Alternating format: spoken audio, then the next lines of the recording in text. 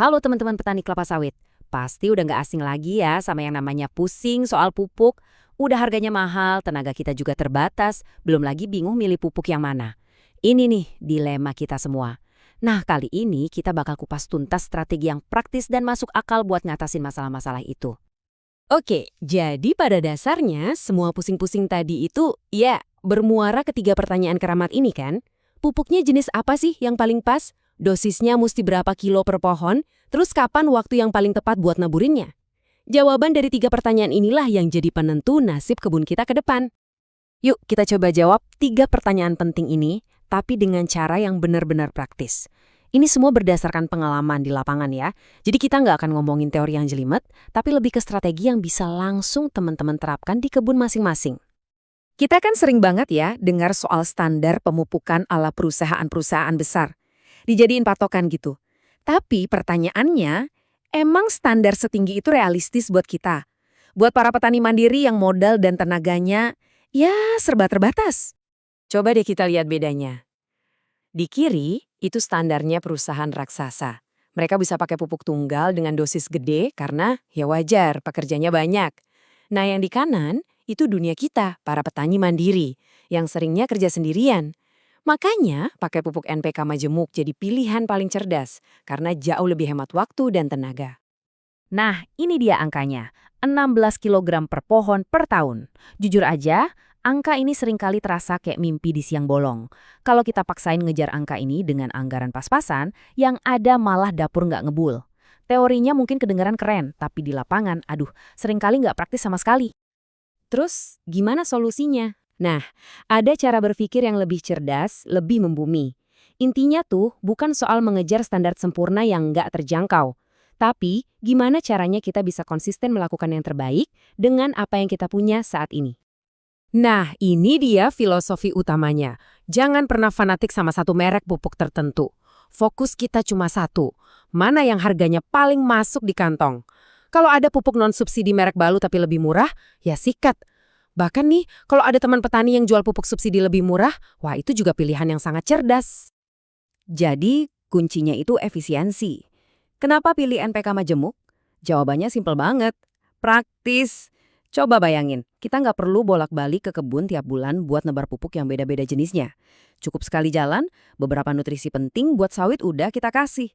Ini beneran ngirit waktu dan tenaga, apalagi kalau kita ngerjain semuanya sendirian. Oke, ini dia contekan dosis praktisnya. Kalau kita untung bisa dapat pupuk subsidi, targetin aja 2 kilo per pohon, dikasih 3 kali setahun. Totalnya jadi 6 kilogram. Nah, kalau pakai yang non-subsidi, cukup 1 kilo aja per pohon, 3 kali setahun juga, jadi totalnya 3 kilogram. Jauh lebih masuk akal dan manusiawi kan, dibanding ngejar yang 16 kilogram tadi? Oke, sekarang kita masuk ke bagian yang menurut saya paling krusial dari semuanya. Ini sebenarnya bukan lagi soal jenis pupuknya apa, tapi lebih ke soal kebiasaan kita ngatur duit. Nah, ini dia aturan emasnya. Setiap kali habis panen dan terima uang, sebelum uangnya dipakai buat beli apapun, langsung amankan dulu dana khusus buat pupuk. Anggap aja uang ini haram hukumnya buat disentuh untuk keperluan lain. Aturannya gampang banget kok. Sisihkan sekitar 25% atau seperempat dari hasil panen kita. Biar gampang misalnya nih, kita dapat 1 juta dari panen. Langsung saat itu juga pisahkan 250 ribu rupiahnya khusus buat dana pupuk. Simpannya harus di tempat terpisah. Jangan sampai kecampur sama uang belanja harian. Prosesnya simple, cuma 4 langkah, tapi ini butuh disiplin baja. 1. Terima uang hasil panen. 2. Detik itu juga langsung sisihkan 25%-nya untuk pupuk. 3. Dana ini ditidurkan dulu, baru dipakai pas jadwalnya mupuk. Dan 4. Ini yang paling berat tapi paling penting, dana ini nggak boleh diganggu-gugat apapun alasannya. Kenapa sih disiplin ini penting banget? Karena akan selalu ada masanya kebun kita itu kena buah trek, alias panen lagi sepi-sepinya. Nah, di saat pemasukan lagi anjlok inilah, banyak petani yang terpaksa stop mupuk. Tapi, kalau kita udah punya dana cadangan ini, kita bisa tetap mupuk sesuai jadwal. Anggap aja ini investasi buat ngejaga kesehatan pohon demi panen berikutnya yang lebih bagus. Jadi, semua tips yang udah kita bahas tadi, mulai dari milih pupuk yang terjangkau, pakai dosis yang realistis, sampai disiplin soal anggaran, semuanya itu mengerucut ke satu kata kunci. Satu kata yang paling utama.